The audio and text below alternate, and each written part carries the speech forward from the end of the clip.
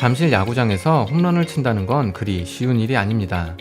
다른 구장에서 칠 때보다 좌우측 5m, 센터 측은 15m까지 먼 펜스를 넘겨야 하기 때문입니다. 잠실에서 홈런을 치려면 10% 가까이 더 긴 비거리의 타구가 필요합니다. 또한 갈수록 넓어지는 외야의 광활한 시야에 맞서 싸울 자신감도 요구됩니다. 잠실 홈런 왕이란 강력한 힘에 더해 심리적 위축을 이겨낼 수 있는 강신장만이 오를 수 있는 자리니까요. 그런 이유로 잠실 야구장을 홈으로 쓰는 팀에서 홈런 왕이 나오기란 쉬운 일이 아닙니다. 프로야구 원년부터 잠실 홈런 왕은 요원한 일이었습니다. 하지만 불가능한 일도 아님을 깨달은 건 1995년 시즌이었죠. 야구의 추억, 한국 프로야구의 영웅들. 이번 편은 잠실 홈런왕 김상호 선수가 주인공입니다. 1995년 두산 베어스는 원년 이후 13년 만에 두 번째 한국 시리즈 우승을 차지합니다. 이 해의 주인공은 누가 뭐라 해도 김상호 선수였죠. 홈런왕, 타점왕, 그리고 정규리그 MVP와 골든글러브까지 모두 그의 차지였으니까요.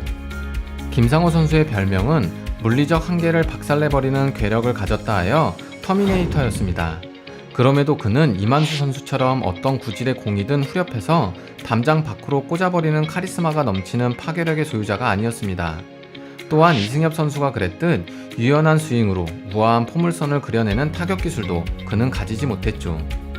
심지어 장종훈 선수가 보여주었던 무표정의 불가사의한 위압감마저 보여주었던 타자가 아니었습니다. 오히려 김상호 선수는 삼진왕이라 불리기까지 했죠. 홈런왕에 올랐던 1995년에도 449의 2배가 훨씬 넘는 삼진을 당했을 정도였습니다. 팬들은 노련한 상대 투수의 체인지업이 도착하기도 전에 격하게 방망이를 휘두르다 바람을 가르는 삼진을 당하던 모습을 흔히 볼 수 있었습니다. 하지만 방망이를 꽉 쥔 소나기와 잔뜩 당겨져 긴장하고 있는 어깨선으로 노려친 방망이를 맞고 멀찍이 관중들로 빼곡한 잠실의 외야 스탠드 중간쯤으로 날아가는 커다란 포물선은 다른 어떤 대단한 홈런 타자가 보여준 것보다도 훨씬 더 시원한 느낌을 선사하곤 했습니다. 설인상고와 계명대를 거쳐 MBC 청룡에서 프로 생활을 시작한 그는 원래 호타준적 형으로 주목받는 선수였고 굳이 따지자면 그 중에서도 장타력보다는 기동력을 특기로 하는 선수였습니다.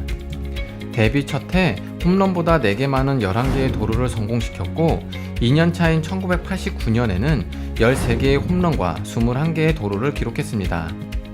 그리고 1990년 그 앞과 뒤로 거의 유례가 없는 서울 라이벌 간 트레이드로 베어스 투수 최일원 선수와 유니폼을 바꿔 입은 뒤로도 해마다 10개 안팎의 홈런과 그보다 서너 개 많은 도루를 기록하는 다재다능한 선수였죠. 그러나 톱타자 김민호 선수로부터 김광림, 장원진, 김영석, 김종석 선수로 이어지던 베어스의 타선은 그와 매우 유사한 스타일이었습니다. 그래서 김상호 선수의 다재다능함은 베어스라는 팀에선 애매모호함에 가까웠습니다. 애매모호하다는 건 불안감으로 이어지기 마련이죠. 언제라도 걸출한 장거리 타자가 출연할 경우 일거에 팀에서 정리되어 버릴지도 모르니까요. 그래서 30출에 올라선 김상호 선수는 두 갈래길 중 하나를 선택합니다. 1995년 시즌부터 그는 한층 무지막지한 궤적으로 방망이를 휘두릅니다.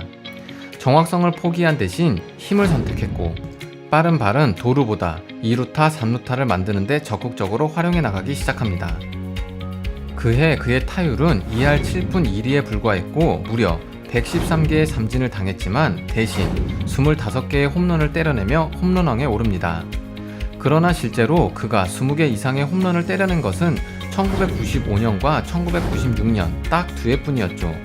그리고 우주와 김동주, 심정수의 우동수 트리오가 베어스의 중심 타선을 장악한 1998년에는 시즌의 절반도 채 나서지 못한 채 겉돌다가 결국 친정팀 트윈스로 돌아가야 했고 다시 2해 뒤에는 35의 나이에 아쉬운 은퇴의 길을 걸을 수밖에 없었습니다.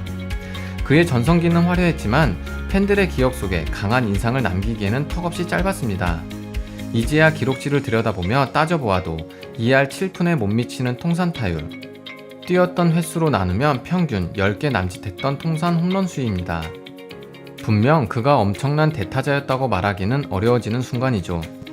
그렇지만 1995년을 기억하는 팬들로서는 그런 기록들이 믿겨지지 않을 만큼 기억 속에 엄청난 존재감과 위압감을 각인시킵니다. 크지 않은 체구였지만 엄청난 운동으로 불려냈던 당당한 근육, 그리고 그 온몸의 근육에서 힘을 짜내고 집중해 최후의 일격을 가하듯 휘둘러댔던 과격한 스윙.